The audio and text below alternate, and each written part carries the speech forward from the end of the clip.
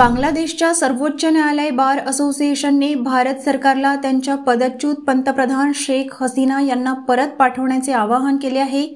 बांगलादेशच्या supreme court bar असोसिएशनचे अध्यक्ष एम मेहबूब उद्दीन खोकन यांनी नवी दिल्लीला शेख हसीना आणि तिची बहीण रेहाना यांना मानवाधिकारांच्या उल्लंघनात कथित सहभागाचा हवाला देऊन त्यांना अटक करून परत पाठवण्याची विनंती केली, असे द ढाका ट्रिब्यूनने वृत्त दिले आहे। मुंबई गोवा महामार्गाचे काम गेल्या 17 वर्षांपासून रखडलेले आहे। कोकणात जाणाऱ्या प्रवाशांना नेहमी वाहतूक कोंडीचा सामना करावा लागतो।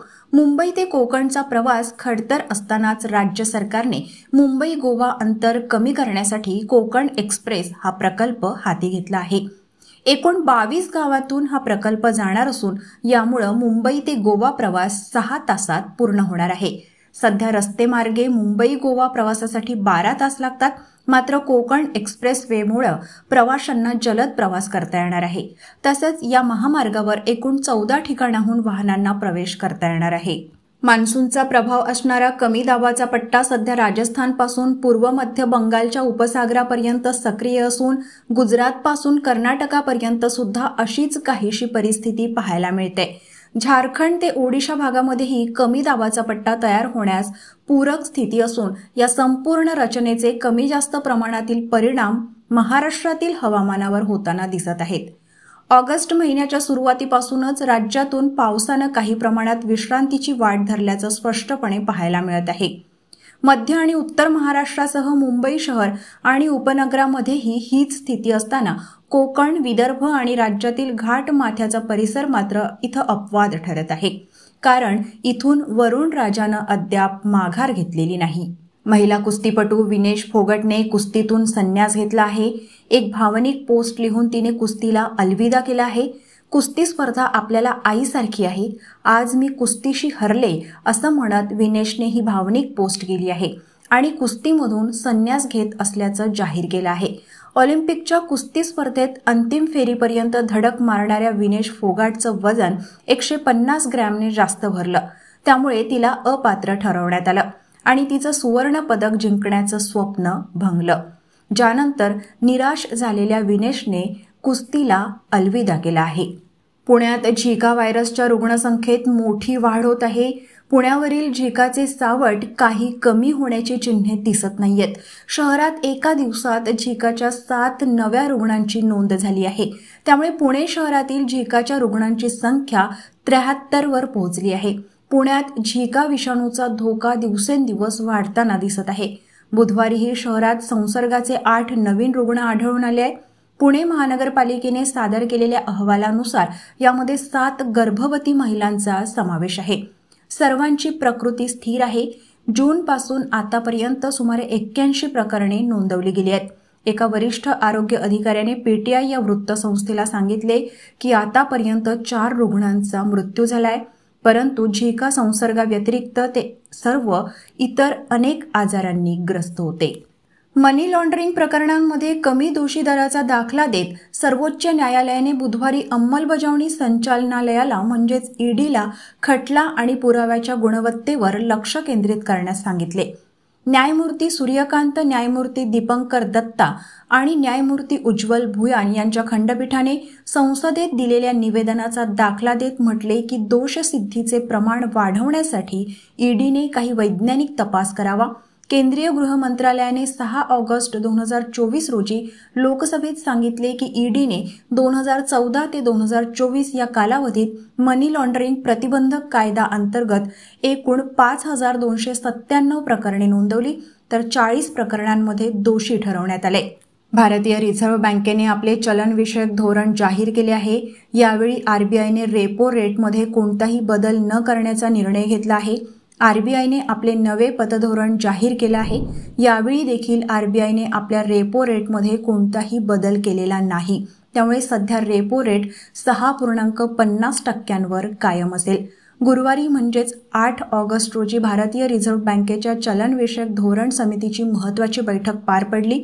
या बैठकीनंतर आरबीआयने रेपो रेटमध्ये कोणताही बदल करण्यात आलेला नसल्याचे जाहीर केले। 40 वर्षांपूर्वी राष्ट्रीय महामार्गावर बांधलेला हा पूल कारवार आणि गोव्याला जोडणारा होता. जुना पूल कोसळण्याच्या पार्श्वभूमीवर उत्तर कन्नडच्या आयुक्तांना नव्या पुलाची गुणवत्ता तपासण्याचे आदेश दिले होते. दरम्यान उत्तर कन्नड जिल्ह्यातील 41 वर्षांपूर्वीचा जुना कारवार पूल कोसळला आणि स्थानिकांमध्ये भीतीचं वातावरण पसरलं. अचानक पूल कोसळला आणि ट्रक थेट पाण्यात पडला. स्थानिकांच्या ही घटना निदर्शनास येताना त्यांनी ट्रक चालकाला वाचवलं आहे. गोवा आणि कर्नाटक राज्याला जोडणारा काली नदीवरील पूल मध्यरात्री कोसळला. दुर्घटनेत पुलावरून जाणारा एक ट्रक नदीत कोसळून पुरात वाहून गेला असून ट्रक चालक बचावला आहे. ही घटना बुधवारी पहाटे 2 वाजताच्या सुमारास घडली असल्याची माहिती मिळत आहे.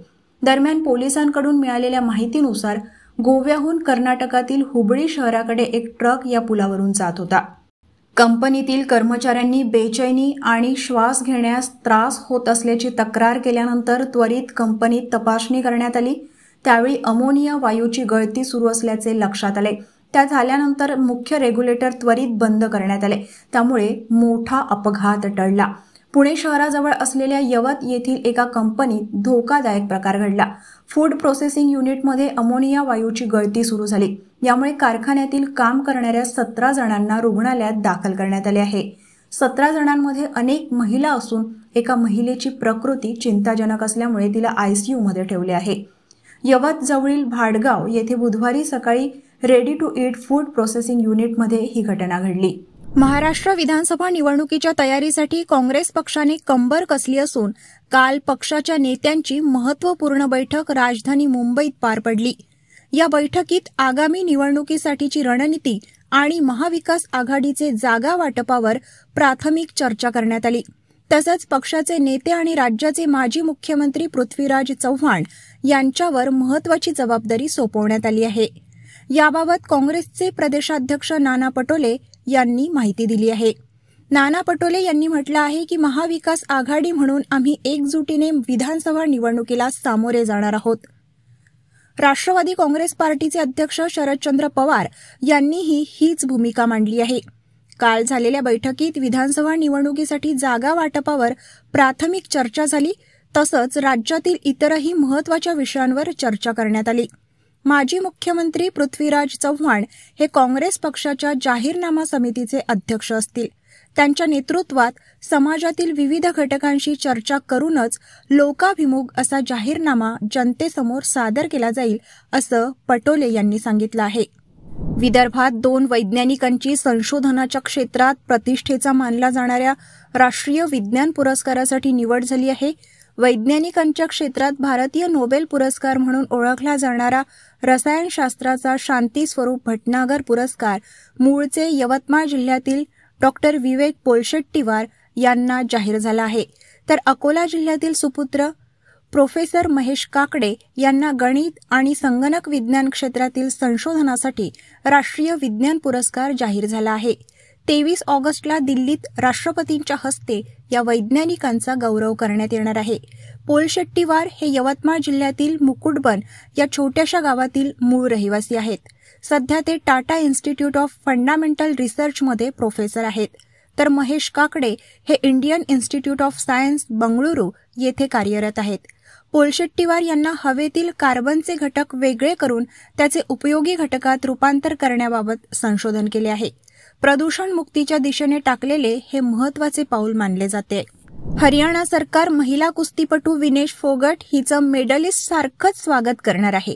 हरियाणाचे मुख्यमंत्री सैनी यांनी विनेश फोगटचं जंगी स्वागत करणार असल्याची माहिती दिली आहे.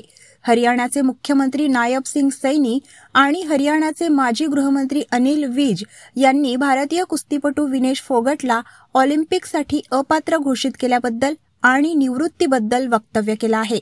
चंदीगडमध्ये हरियाणाचे मुख्यमंत्री नायब सिंग सैनी म्हणाले की आम्ही विनेश फोगटला रौप्य पदकाप्रमाणे सुविधा देऊ. हरियाणा सरकार विनेश फोगटला पदक विजेते म्हणून सन्मानित करणार आहे आणि राज्य सरकार ऑलिम्पिक स्पर्धेतील रौप्य पदक विजेत्यांना जे बक्षीस देते तेच पुरस्कार म्हणून फोगटला देणार आहे. उपमुख्यमंत्री अजित पवार यांनी मुख्यमंत्री माझी लाडकी बहीण योजनेबाबत महत्त्वाची घोषणा केली. गेल्या अनेक दिवसांपासून लाडकी बहीण योजनेचे पैसे कधी येणार याबाबत महिलांच्या मनात उत्सुकता आहे. अखेर अजित पवार यांनी आज मोठी घोषणा केली आहे. उपमुख्यमंत्री अजित पवार आज नाशिक दौऱ्यावर आहेत. या दरम्यान अजित पवारांनी राज्यभरातील महिलांना महत्त्वाची माहिती दिली. आम्ही अनेक योजना या जनतेसाठी आणल्या आहेत आणि या योजना आणताना मी अभ्यास केला आहे. शेतकऱ्याला त्यांच्या शेतीमालाला भाव मिळाला पाहिजे, त्यामुळे आम्ही काम करत आहोत. नाशिकमध्ये आमचं आज उत्साहात स्वागत करण्यात आलं आहे. आता इथे मला काही बहिणींनी राखी बांधली, रक्षाबंधन साजरं केलं. या रक्षाबंधनाच्या निमित्त आम्ही या राज्यातील सर्व महिलांना लाडकी बहीण योजना आणली आहे. गरीब महिलांकरिता ही योजना आम्ही आणली आहे. ही योजना राबवायला मी कुठेही कमी पडणार नाही हा शब्द तुम्हाला देत आहो. येत्या 17 तारखेला जुलै आणि ऑगस्टचे पैसे खात्यात जमा होणार आहेत, अशी महत्त्वाची माहिती अजित पवारांनी दिली. हिंगोली विधानसभा मतदारसंघात तानाजी सखारामजी मुटकुळे हे विद्यमान आमदार आहेत. आता या मतदारसंघातून मनसेनं उमेदवारी जाहीर करत हिंगोली मनसेच्या जिल्हाध्यक्षांना तिकीट दिलं आहे. आगामी विधानसभा निवडणुकांच्या पार्श्वभूमीवर मनसेकडून उमेदवारांची यादीच जाहीर होताना पाहायला मिळत आहे. मनसे अध्यक्ष राज ठाकरे सध्या महाराष्ट्र दौऱ्यावर असून सोलापूर, धाराशिव, लातूर दौरा करून ते आज हिंगोलीत पोहोचले आहेत. हिंगोलीत त्यांचं मोठ्या जल्लोषात स्वागत करण्यात आलं. चक्क जेसीबीने फुलांची उधळण करत राज ठाकरेंचा हिंगोली मनसैनिकांनी सन्मान केला. यावेळी येथील मनसे पदाधिकाऱ्यांशी घेतलेल्या बैठकीत राज ठाकरेंनी हिंगोली विधानसभा मतदारसंघातील उमेदवाराची घोषणा केली आहे. हिंगोली विधानसभेतून मनसेचे जिल्हाप्रमुख बंडू कुठे यांची राज ठाकरे यांच्याकडून उमेदवारी जाहीर करण्यात आली आहे. आज झालेल्या आढावा बैठकीनंतर स्वतः राज ठाकरे यांनी ही उमेदवारी जाहीर केली आहे. त्यामुळे मनसेनं 4 जणांचं तिकीट वाटप केल्याचं पाहायला मिळत आहे.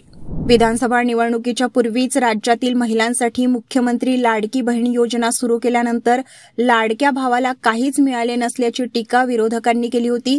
मात्र विरोधकांच्या या टीकेला अजित पवार यांनी प्रत्युत्तर दिले आहे. आम्ही लाडक्या भावांसाठी देखील योजना सुरू केली असून ग्रामीण भागातील शेतकऱ्यांना आता शेतीचे वीज बिल भरावे लागणार नाही, असा दावा अजित पवार यांनी केला आहे. राज्य सरकारच्या सौर पंप योजनेमुळे शेतकऱ्यांना विजेवर अवलंबून राहावे लागणार नसल्याचे ते म्हणाले. सौर ऊर्जेच्या माध्यमातून एकही पैसा न भरता सौर पंपाचा वापर करून आता शेतीला पाणी देणे शक्य होणार आहे, असे देखील अजित पवार यांनी म्हटले आहे. राज्यातील लाखो शेतकऱ्यांना या योजनेचा फायदा होणार असल्याचे त्यांनी म्हटले आहे.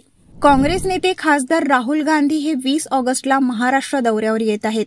या दौऱ्यात ते राज्यातील विधानसभा निवडणुकीच्या पार्श्वभूमीवर काँग्रेसच्या तयारीचा आढावा घेणार आहेत. लोकसभा निवडणुकीत महाराष्ट्रातून काँग्रेसला चांगले यश मिळाले होते. त्यामुळे आता विधानसभा निवडणुकीवर काँग्रेसने लक्ष केंद्रित केले आहे. काँग्रेस पक्ष महाविकास आघाडीसोबतच विधानसभा निवडणुकीला सामोरे जाणार आहे, असे पक्षाच्या वतीने स्पष्ट करण्यात आले आहे. लोकसभा निवडणुकीत काँग्रेस पक्षाला महाराष्ट्रात सर्वाधिक यश मिळाले होते. त्यामुळे काँग्रेस पक्षाचे महाराष्ट्रातील नेते जागा वाटपात सर्वाधिक जागांवर दावा करत आहेत. या संदर्भात देखील राहुल गांधी यांच्या उपस्थितीत महत्त्वाचा निर्णय होण्याची शक्यता आहे. विधानसभा निवडणुकीच्या पार्श्वभूमीवर भाजप हायकमांडच्या हालचाली सुरू झाल्या आहेत. आता लवकरच भाजपची पहिली उमेदवारी यादी समोर येणार आहे. माहितीनुसार विधानसभा निवडणुकीसंदर्भात भाजप हायकमांडच्या हालचाली सुरू झाल्या आहेत. विधानसभा निवडणूक जाहीर होण्यापूर्वी भाजपकडून महाराष्ट्रातील उमेदवारांची यादी जाहीर केली जाणार आहे. ही यादी 30 ते 35 उमेदवारांची असेल, असं बोललं जात आहे. निवडणुकांची घोषणा होण्यापूर्वीच भाजपकडून राज्यातील पहिली उमेदवारी यादी जाहीर केली जाईल, असंही बोललं जात आहे.